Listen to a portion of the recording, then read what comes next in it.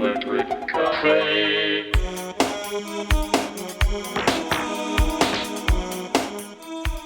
Hey everybody, welcome back to Electric Cafe. In this video, I'll be reviewing Billy Idol's fourth album from 1999 called Charmed Life.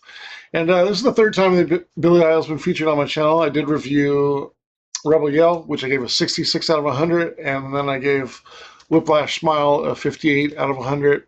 Pretty good, and some good albums. Some albums that have some really good classic songs on it, and some songs that that are kind of underwhelming.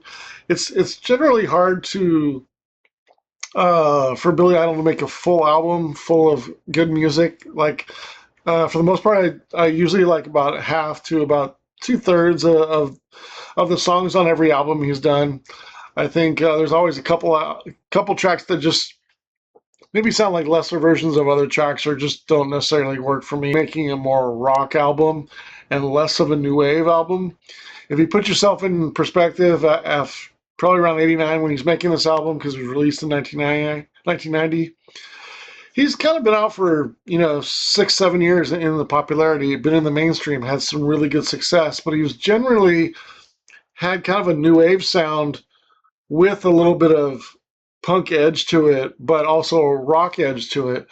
And as the 80s are going on, obviously new wave is kind of dipping in some respect. It's not quite what it was in 1983 for Billy Idol as it was in 1989. So he was kind of obviously coming off a huge hit with Money, Money, Money in 1987, which was a cover. But for the most part, from after Rebel Yell, he really only had one or two hits. After that, I think one was Got to Be a Lover, which I think was top 10 in America. And then Money, Money went to number one in America in 1987. So 88, nothing, 89, nothing. He obviously has if you guys know his story, he had a bad motorcycle accident right before this. So he was kind of like in and out of the studio and going through a difficult time during those years. So right before this album, and this album obviously needed to be different because it wasn't new wave, wasn't the thing. Obviously he's not going to go into like nothing crazy, but the one thing I respect about Billy Idol is he tried different things. You take the album after this, he went into cyberpunk, so totally different, into more of a heavier album, blending in some electronic music, blending in some, I wouldn't say industrial, but maybe some cyberpunk. I mean, that's a good way of saying it. So in this album, he went a little bit more rock than his more new wave background, and even punk. So I appreciate that, and it's a pretty consistent album. It's just not a high performing consistent album, I'll say that. I think with Billy Idol, you know what to expect when you go into his albums.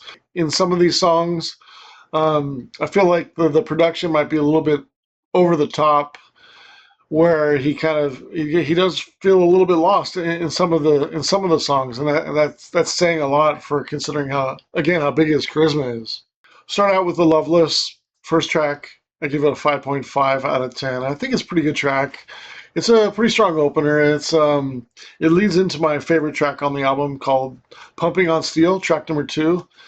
The bass line, the guitar riffs, the more electronic sounding drums. Tight song. I like the bridge, the big chorus. The guitar solo is excellent. I think the way Billy Idol sings it, like this is him, like right in his wheelhouse. I feel like it's got that driving kind of more faster rhythm. This kind of brings out that snare. Track number 3 is Prodigal Blues.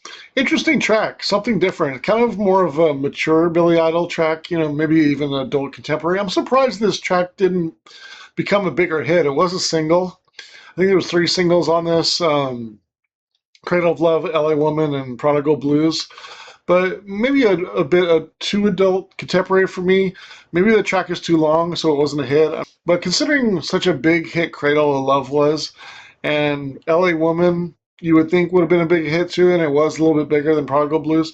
You would have thought Prodigal Blues would have been a bigger hit, but it's just, I don't know, maybe it didn't have a good video for it in those days. 1990, a video would have helped a track like this become more popular, but maybe it was just too long. But in some respects, Prodigal Blues kind of runs out of gas a little bit. At the beginning, it does have a interesting sound. Maybe it sounds like Chris Isaak or something like that, like you would You would think this would really catch on with pop, with like a radio song, but it just doesn't quite finish out as strong as it could, and kind of lulls out, and maybe just goes on a little bit too long. But still a good song. I give it 6.25 stars.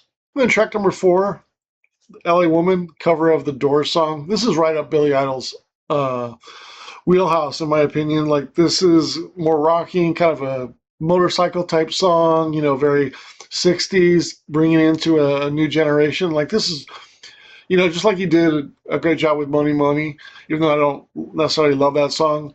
He did a really good job with LA Woman equally, and maybe even better.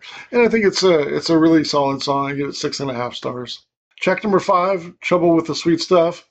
Pretty good track, 5.75 stars. Cradle Love, I think, is a successful song. It's very catchy, and I give it 7 stars. I think it's a very good song. One of the best on the album. And then track number 7, Mark of Cain, I give 6.25 stars. And then it goes into the last third of the album, the last 4 tracks, which are pretty underwhelming and really hurt the album from being as consistent as I think it could have been. It starts with track number 8, called Endless Sleep. I think it's sort of a blues song, and I'm certainly not into blues music. That doesn't really work with me. So, I think it's pretty good, but if I was more on a personal level, maybe it's okay, I suppose. But I give it a little bit of benefit of doubt. And then track number 9, Love Unchained. The guitar on this track is way too loud. The overall track just doesn't do much for me at all. I give it 4 stars. Also, track number 10, I give 4 stars. At this point, my interest in the album, listening to it, is starting to wane. It's too long of an album, just kind of loud to be loud. I don't get it. I just thought it was okay, I suppose. And the right way, I give 4 stars again. And then the same thing with track 11, Thrill, License to Thrill. 4 stars as well. Just thought it was okay. It's starting to become a little bit annoying, to be honest with you, just of this sort of rock sound. Maybe this is where the album falls a little flat for me. It's just kind of these last, like, 3 or 4 songs just seem like don't really have much to say. There's not much differences between them. I think this album is kind of missing a good ballad, and I think it is kind of missing some keyboards. I think when I like the Billy Idol that I like, I think of more of a new wave, and I think this album suffers because it's a little bit too rock, which is surprising because you would think Billy Idol would be perfect for more of a rock album, but he's missing that new wave edge in here. He's missing that dancey edge in here. He's missing a little bit of punk attitude in here. It's just becoming a little bit too radio friendly rock, and it's not hard rock, so it's not grunge. It's not. I don't know, really understand where the direction of this album was to go, except to go more popular rock. I don't understand really the direction of the album. But having said all that, I think there are some good songs on here, but it does rank lower than Whiplash.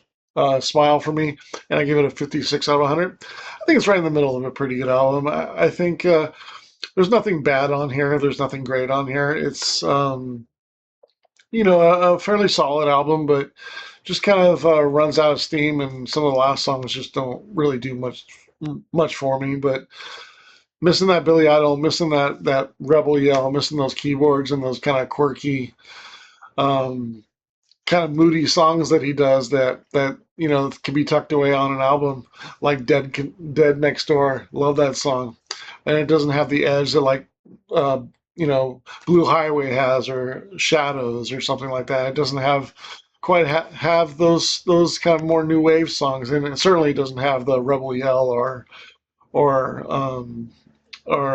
Eyes Without a Face. Definitely doesn't have a great ballad like those, and it certainly doesn't have an amazing song like White Wedding either. But those songs are kind of hard to top. But you would think there'd be something along those lines in here. Instead, you just get pretty much a motorcycle rock and roll album, which is kind of hit or miss. That sounds probably more 50s and 60s than it does 90s or after.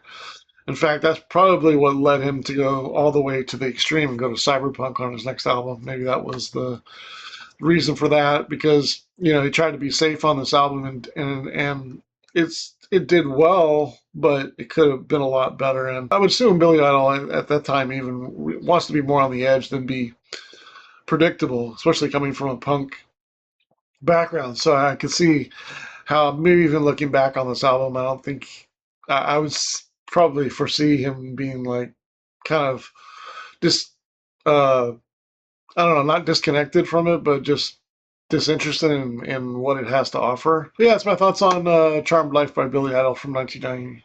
If there's an album that you'd like me to review for a future video, just message me. My email's down below. All right, we'll see you on the next video.